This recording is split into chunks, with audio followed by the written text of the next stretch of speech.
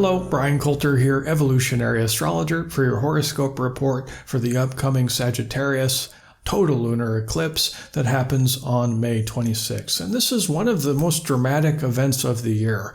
I mean, not just because it's a total lunar eclipse, which is pretty rare, and amidst this eclipse season that we're in, this is probably the most powerful event, in my opinion, for a variety of reasons. But eclipses in general are harbingers of change. You know, they usher in evolution. And that word evolution is so important for us now for the times that we're in, okay? And for those of you who've been watching my videos, there's reasons for that, but we're in this very tense, friction-based square between Saturn and Uranus. It's the prevailing theme of this year and into the beginning of 2022, which is basically the friction between the old and the new, you know, law and order and rules versus the rule breaker wanting to break free from the chains of bondage. You know, that's the major tension of the year. And this is put into a focal point now during this eclipse for reasons we'll describe. But the bottom line is that we're calling for evolution as we try to step more fully into this Aquarian age. Before we get to the eclipse, though, let's just get the lay of the land here in terms of the energetic texture of this month of May, because the first half of May is a whole lot different than where we're at now.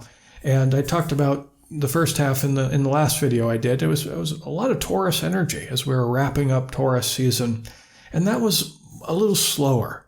It was time to take pause then, to breathe in, to let it out, to be in nature, to stimulate an inner calm, reconnect with the simple things in life, because, you know, we've been living in a very chaotic environment for quite some time. And, you know, the energy of the archetypes and of the planets, it breathes in, it breathes out, it ebbs and it flows. And that was a good time to just go within, to slow things down a little bit. Now it's much more kinetic and explosive and energetic, because we have 6 of the 10 planets in mutable signs. We have Jupiter and Neptune in the sign of Pisces. And by the way, Jupiter is the more classical ruler of Pisces. Neptune is the more modern ruler of Pisces. So both of these planets are in its own sign. So a lot of Piscean energy. We're going to have to talk about that. We also have 3 planets in Gemini, another mutable sign. The Sun, Venus, and Mercury. Mercury is the planet that rules Gemini, so, you know, notice how these planets are in their own signs, just further deepening this idea of the energy is so strong now. And then, of course, the total lunar eclipse, the full moon, the supermoon, is happening in Sagittarius, the other mutable sign. And mutable signs, it derives from the word mutation. It's always adapting, it's moving, it's going with the flow, it's starting new projects. It's, you know, notice how the energy is much more flowy, much more erratic. So hopefully in the beginning of the month we did the breathing in, inner calm, and now we can just breathe out, you know, and move around and find that movement. Why? Because we need to grow. Total lunar eclipse, about growth and change and evolution. Now, this total lunar eclipse is really putting a spotlight on this polarity between Sagittarius and Gemini, which, of course, the nodes of the moon have been in these signs since the middle of last year, will continue to be throughout the middle of this year. They spend about 18 months in these sign combinations that are opposite each other. And the implicit in the fact that this is an eclipse is the nodes are right near the sun and moon. Okay, so this is really putting a focus on this polarity between these symbols. And I've talked about it in other videos. But first of all, what does the nodes even mean? It's the collective karma. Okay, so we are trying to grow beyond the south node in Sagittarius, dark side Sagittarius, and try to embrace in a more evolved way the north node in Gemini. But the north node is a little harder to reach. The south node has a charge to it. We're trying to get beyond the collective karma of dark side Sagittarius so that we can find more freedom within the north node, more evolution within the north node. The total lunar eclipse saying it's time to look at this nodal axis. Now, what's the dark side of Sagittarius? Well, there's many dark sides to Sag, just like there's many dark sides to all the signs. But the one that's really emphasized here with the south node in Sagittarius coming into the spotlight now during this lunar eclipse is we contemplate the energy, the archetype of the philosopher. That's part of Sag. Now, there's nothing wrong with philosophy, but it's like we contemplate, okay, what drives the philosopher? What motivates them? To ask the big questions in life, to find meaning in life. Why are we all here? What is this about? Where did we come from? Are we alone? These are the questions of the philosopher. And many people that have strong Sag in their chart usually have this archetype really popping in their consciousness. Now, if we tweak that a little bit more darkly, we get the preacher archetype. Now, I'm not trying to bash the lifestyle or the profession of being a preacher, but there's been many a Sagittarius, myself included, who have been called preachy. It's like, oh, getting out your soapbox again, and it is a part of Sagittarius. It is about religion, basically, the preacher archetype. Okay, nothing wrong with religion, and this isn't necessarily about what we believe to be God in the more classical sense of religion. But it's about, we can be religious about many different things. It's fixed set of ideologies and belief systems. It's dogma. And whenever we're dogmatically and fervently believing in one set of beliefs, we're always going to have blinders because we can't possibly know as humans the one truth. It sure is fun to think about and talking about. But when we become fanatical about these belief systems, that's when it becomes a problem. South node of the moon through Sagittarius, the world is drunk on religion, in the broad sense of that word.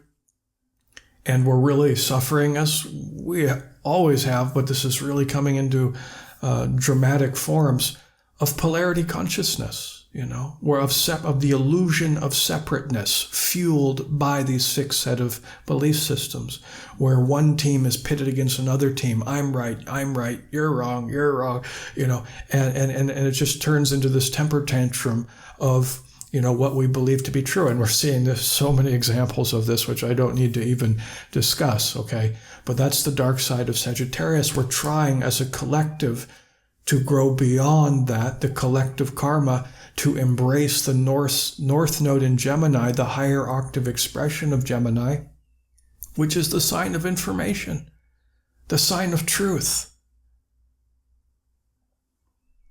So with this total lunar eclipse, happening on this axis, through this major change, this major shift, as the energy is very kinetic and explosive, I believe there's going to be some truth bombs. I said this, I think, in my in the whole video I did on the nodes. I did it, a few months ago. But I really feel like this is a kind of, this nodal axis is paradigm busting, potentially, where we get shocking information that goes against the grain of what we believe to be true about life. And then hopefully, instead of shattering our psyches, we go, we get the light bulb moment, and that light bulb is important. You see the light bulb in the cartoons, the iconography, and we know exactly what that cartoonist is trying to say. It's inspiration. It's a new idea. And because of some other planets involved, we are within this season of inspiration, namely because of Jupiter. And Jupiter is in its own sign of Pisces, like I said before, but it rules another sign, Sagittarius, this eclipse is in. So we always want to look during these lunar events, no matter what the event is, okay, what's the ruler of the moon sign? Okay? It's Jupiter. And here Jupiter is in a square aspect to this lunar eclipse, interacting with this eclipse too, doubling down on this idea. This is going to be big. I don't know exactly what it's going to be, but it's going to be big. And it's going to give us some light bulb moments, because Jupiter squaring the nodes is also squaring Mercury in Gemini, which is also about data in, data out, information, intelligence, okay, lightning fast cognitive reflexes. It's very much of the mind, and it's about ideas. It's also interacting with this Jupiter, the planet of luck and expansion. And Jupiter's in the sign of Pisces, the mystic archetype. As I said before, Neptune's in Pisces too, a lot of Piscean energy, which is connected to higher dimensions of reality. It's a very psychic sign. So here we have the expanse of Jupiter in the very psychic sign, in a square to Mercury of the mind. We're in the season of inspiration, of light bulb moments, of aha, I get it now, okay?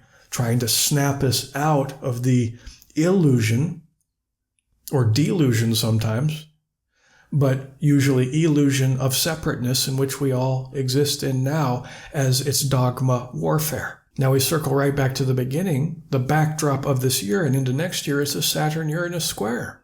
Okay. Now the next exact square, well, they'll be 90 degrees from each other is next month, but the square is very active now. It's very close to 90 degrees. That and Saturn just went retrograde, so it's basically stationing right now. A stationed planet's really juicy. Okay. So old, new, restriction, freedom amidst this nodal axis, drunk on religion. So some people are in more Saturnian camp defending those set of ideologies. A big group of people is also in the Uranus camp defending those rigid sets of beliefs and ideologies. Okay, hence the friction. You know, there's a vivid illustration of this that happened. I mean, it's been ongoing in many cultures around the world, but I think it was late last month, late April, I saw some footage going around on social media, and it was just a sea of heads, just so many people in the United Kingdom, okay? And they were having a protest, and they were saying one word over and over and over again. Freedom, freedom, freedom. That's Uranus. They might as well have been saying Uranus, Uranus, you know. That's the same thing. And it was an impressive amount of people. And I just saw this somewhere on social media. I started to investigate, tried to find some mainstream media footage of it. Nothing. I was like, wow, that's impressive. It looked like a lot of people. And then synchronistically, I had a client I was working with just like a week later, and somehow that came up because she was from the UK. And she said, yeah, I was there. And I said, oh, really? You were there? Wow. And she talked about how powerful the experience was. And I said, well, how many people were there? It was hard to tell. I couldn't really find out much about the event. And she says, yeah, we don't know exactly. It wasn't covered at all by mainstream media. No surprise there. And she said, we guess around 750,000. So, you know, almost 1 million people coming together chanting freedom, freedom. No coverage, okay? So you could say this group of people, this impressive group of people was in more Uranian camp. You could say the mainstream media has their perspective. You know, that's the more Saturnian camp, let's say, okay, who's very, tends to be, not always, of course, but more conservative, more pragmatic. And they developed a strategy to, when something comes up, the other form of the dogma, if you will, comes up, to what their strategy is to not shine a spotlight on it, to just ignore it, to just cover their eyes and plug their ears and pretend it never happened. And that's actually the smartest thing they can do, you know, because they've learned, especially over the last few years, that negative coverage isn't exactly a good thing for them. You're still shining a spotlight on whatever that thing is you're trying to destroy with your negative beliefs about it. It actually grows in power because you're advertising it, you know. So they've learned to just ignore it altogether. And of course, mainstream media, regardless of what their political slant is, you know, they are very all in on their beliefs, and they're spreading that. And if something happens, like this major event, they just ignore it altogether. But this tension will continue to rise. Now, I'm not trying to defend one or the other. I want to remain neutral here and not share my own opinions and beliefs, okay? But rather just share the energy with you, give you examples of where this energy is coming up, so you can see it at play on the world stage. On both sides of the equation, you're going to have naive stupidity and ingenious ideas, you know, with many shades of gray in between. Somehow we got to find a way to not be so caught up in this team play where we hate the other side, leading to separateness, and we'll never get anything done. We're at a pivotal point, you know, and I do think this lunar eclipse is going to break up some people's understanding of what reality is. Will it happen on the day of eclipse? I'd be surprised, you know. But, you know, this eclipse have, let's say, an area of energy. It's almost like a wave, you know. We're in eclipse season now, but really a couple months after the event happens, you're still feeling that shock wave. It's like Gandalf putting his staff into the ground. It's like, and it's activating the Sagittarian-Gemini axis, truth coming to light, And this might happen in the arena of Sagittarius, which deals with law. So there's some important court cases going on now. We might get some truth there. It might happen to deal with politics as well. But we circle right back to that philosopher archetype, asking the big questions in life, like, why are we all here? What is this all about? Questions that are very near and dear to my heart, and allow me to nerd out here a little bit. Are we alone? That's a question I love to think about. Okay.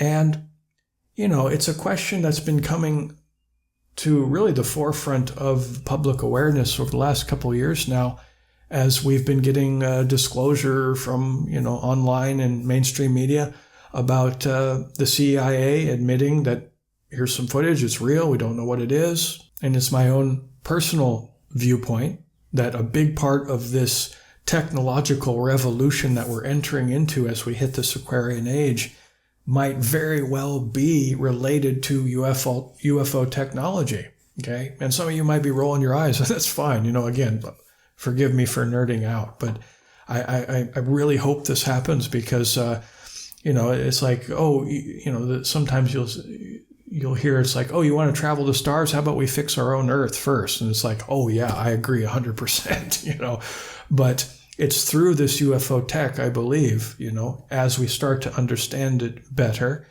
we'll be able to use it to go on different energy devices and to help, provide energy for everybody and live in a more holistic way where we can evolve into a better future. And then, we might be able to travel to stars. I hope at some point in my lifetime. That might be a bit optimistic, but during this decade, I've said it in a lot of my videos, we're going to have a rapid acceleration of technology that will help us to live in a new Earth, a more balanced version of our existence here on planet Earth, on this rock hurling through space.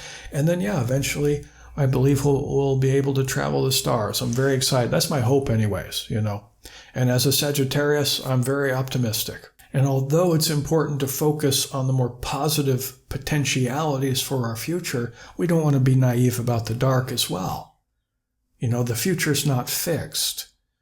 We co-create the future based on the superpower that is our free will, and individually and collectively, we create this future for good or for bad, So I choose to focus on the more positive outcomes because that is me putting my spotlight on a better outcome and utilizing the power of manifestation to bring that about. And the power of manifestation is super strong right now. Cultures from around the world have been using eclipses to, set strong intentions for the future moving forward. And that is especially strong now, not just because of this total lunar eclipse, but because of these two planets in Pisces, both in their own signs, higher dimensions of reality. So it's through meditation, okay, that not only are we able to develop more spiritually now, probably more than ever before, raising our frequency because these planets are in their own sign. Neptune doesn't enter its own sign very often. It's a very slow mover, okay?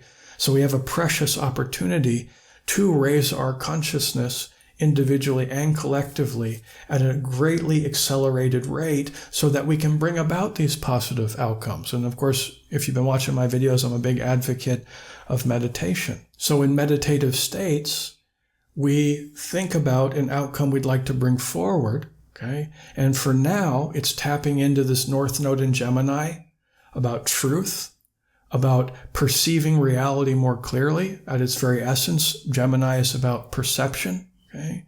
So that we can go beyond these fixed set of beliefs that we're so passionate about being the truth and just allow ourselves to be mutable, to be a little bit more malleable and to stretch and to explore and tap into the wonder, amazement, and awe of life instead of just attacking each other, so that we can what? So we can expand our consciousness and bring about this better future.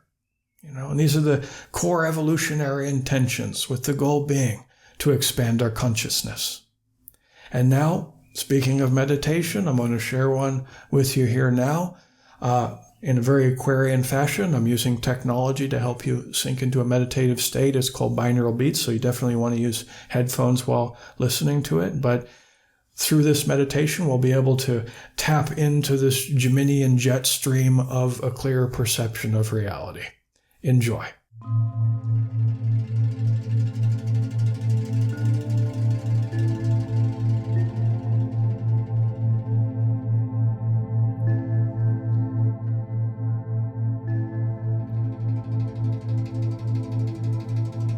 Get in a nice and comfortable position with no tension in your body and a nice straight spine, so you can let the energy flow through your body nicely. And begin by just focusing on your breath, as simple as that. And place your conscious awareness on the in-breath and feel your lungs expand, your belly expand, and you exhale when they return to their normal size. And inhale into the belly first, and then exhale. Expansion, contraction, in, out. And you want the breath to just be nice and even. No pause between the inhale or the exhale.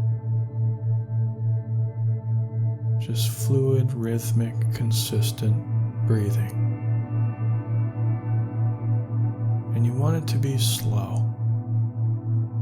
At least 3 heartbeats per inhale and 3 heartbeats per exhale. If you can do slower, that's even better. In, out.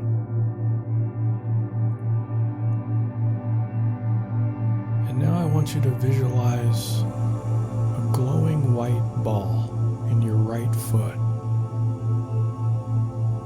And just see that white ball in your foot with as much clarity as you can. And if it's hard to visualize, that's okay. Just the more you practice it, the better you become. And just focus on that right foot. And bring that white ball up into the right ankle. And keep the rhythmic breathing, and you see the ball raise up into the right calf area. Into the right knee,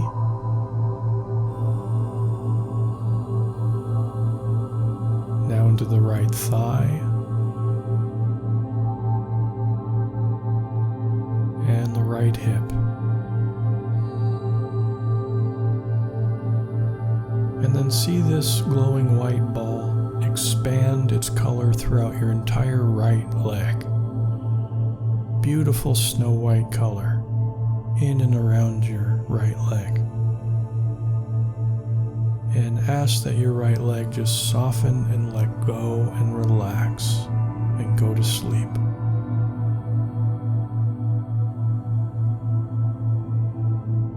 Now you see the white color condense into the ball again. And now we move it across and down into your left foot. See that white ball in and around your left foot. And just feel all the tissues of your left foot relax. And bring your attention up into the left ankle now.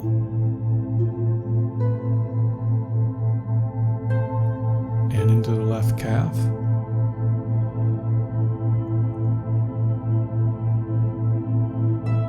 Left knee.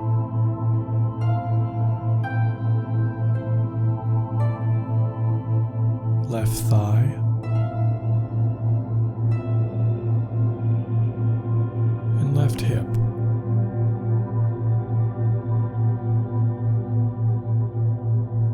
And see this white ball expand to cover your entire left leg with a beautiful snow white color in and around your left leg.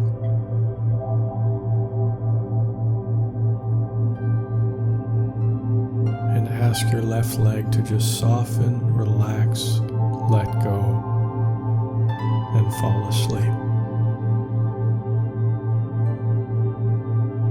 And bring the white ball into your lower abdomen area and lower back. And each time you inhale, see that white ball expand a little bit. And as you exhale, see it shrink back to its normal size. Feel the softness of it as it relaxes all your tissues of your lower back and lower abdomen.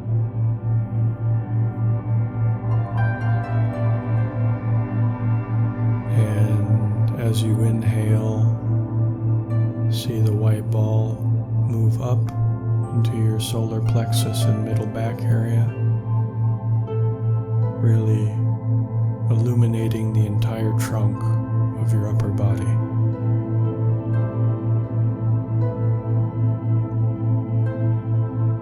Just let go of all the stresses of the day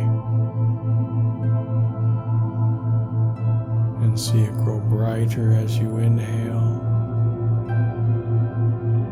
and just feel all the stress leave your body as you exhale.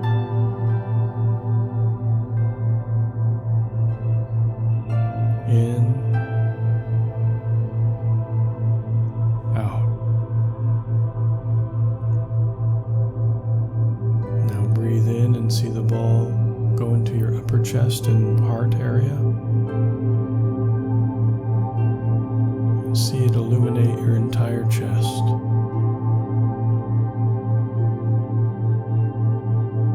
And give the white ball a little bit of a pinkish hue or color.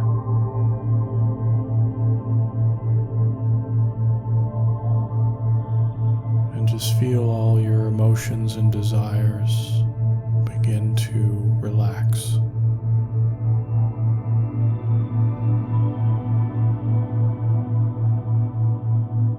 Stimulate feelings of self-love, compassion, inner joy,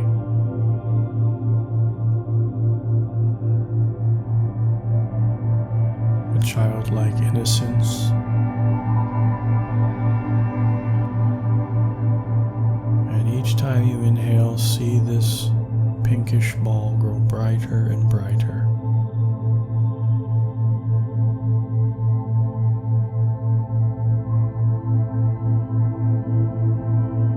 Now move the ball over to the right shoulder.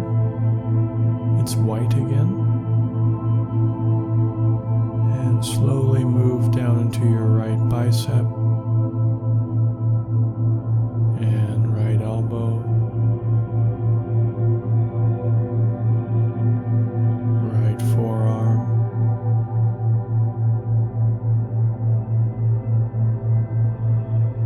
right wrist,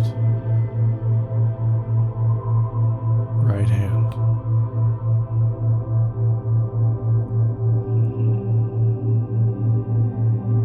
Try your best to feel the energy in your right hand. Your hands are very sensitive to energy. And just visualize in your mind's eye your right hand glowing.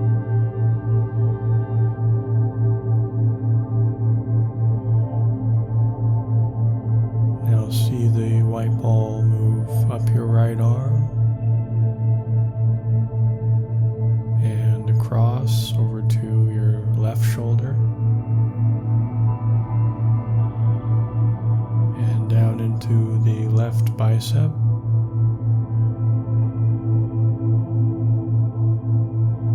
elbow,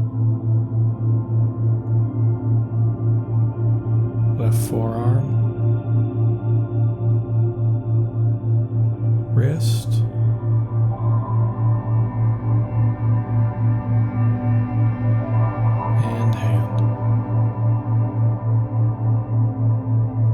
visualize your hand as glowing white in all directions.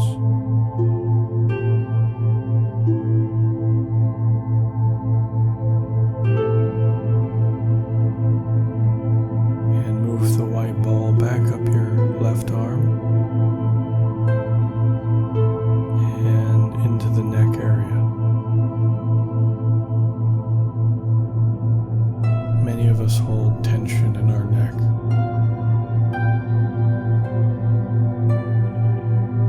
And just see this white ball glowing in and around your neck area and shoulder area.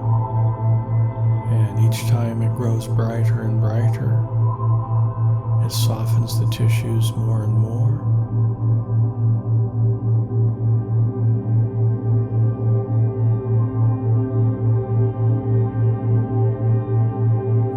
Into the head area and see this white ball turn into a beautiful canary yellow in and around your entire head. You can even visualize it as a beautiful yellow sun shining in all directions.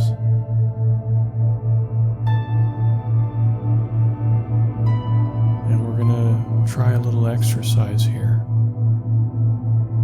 With each inhale, you see that canary yellow sun grow brighter and brighter, almost blinding.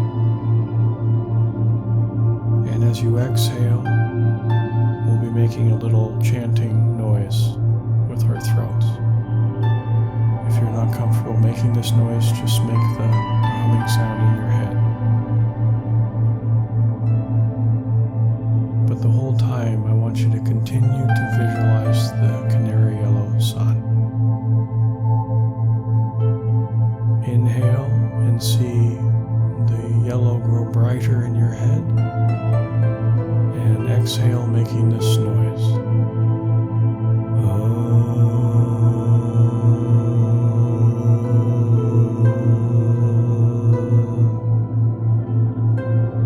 Inhale, see it grow brighter and brighter. And exhale.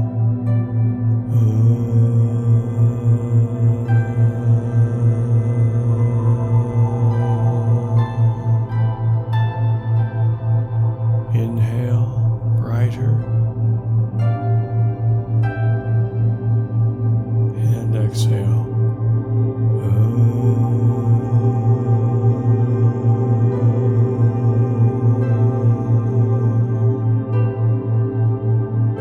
Inhale, brighter. And exhale.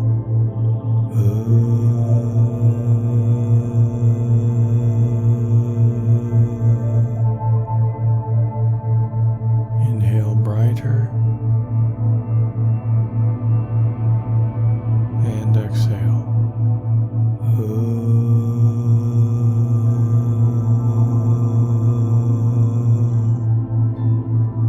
And now return to your normal breathing. And enjoy this resonance for a moment until I come back.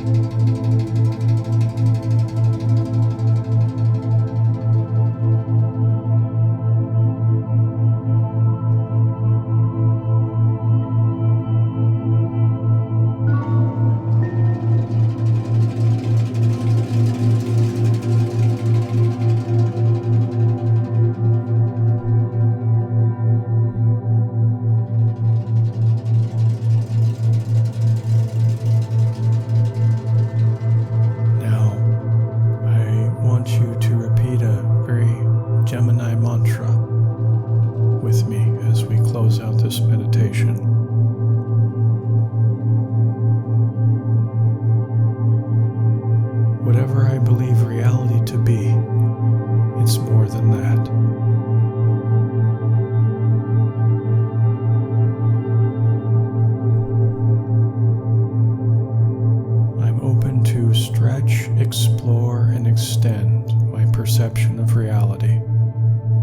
as I embrace the wonder, amazement, shock, and surprise of life and all it has in store for me and others. Today's mantra is Om Wow, as I leap into the great adventure of life.